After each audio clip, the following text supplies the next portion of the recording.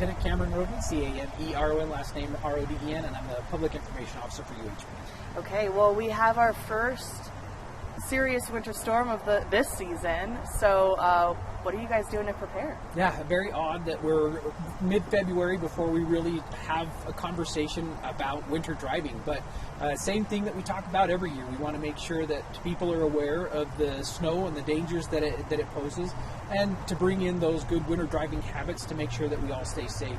As far as UHP is concerned, we, especially when we know a storm like this is coming, we do what we can to beef up the areas that we know that we're going to have issues. We put resources on standby. We'll actually call in additional resources if we start to see there are issues, to get that extra manpower to help us handle the crashes that are occurring, and get them moved off the freeway to prevent those secondary collisions from occurring.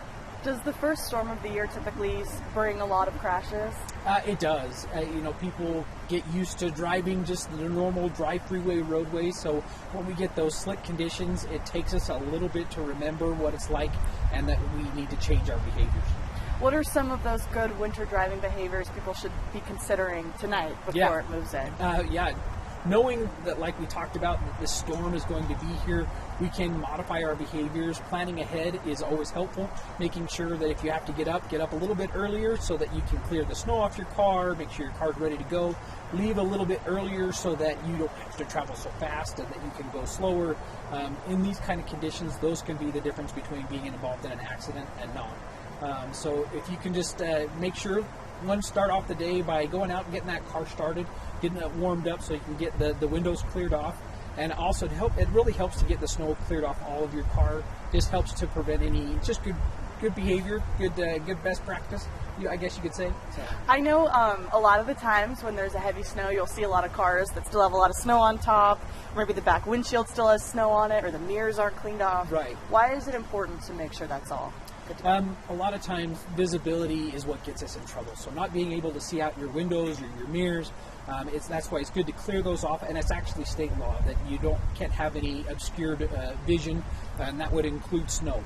As far as just clearing it off of your car completely, troopers can stop you if it does pose a hazard that could cause a crash or damage to something else. So they could stop you for those things.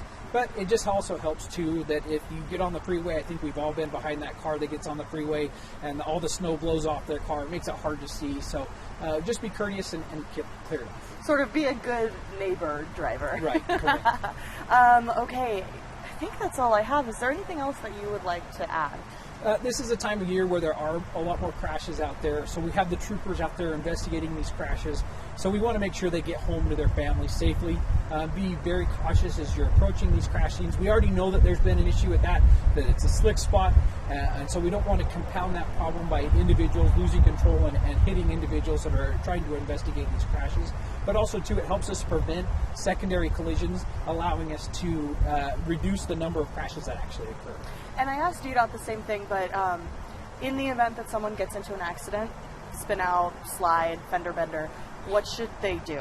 Yeah, Utah law does allow drivers, if you have a minor crash, there's no injuries or anything like that, you can move off to a safe spot like an off ramp or down onto a service street, call 911. That allows them to stay safe, but it also allows the officers who respond to those incidents to investigate that crash in a safe location. Got it. And UDOT did mention, if you can't move the car, to not get out of the car. Does the same hold true for you guys? It does. If you crash and the safer spot is going to be in your vehicle with your seatbelt on.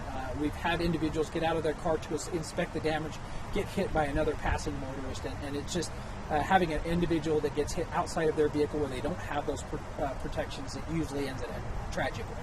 Yeah. Okay, thank you. That's all I've got. Perfect. Easy peasy.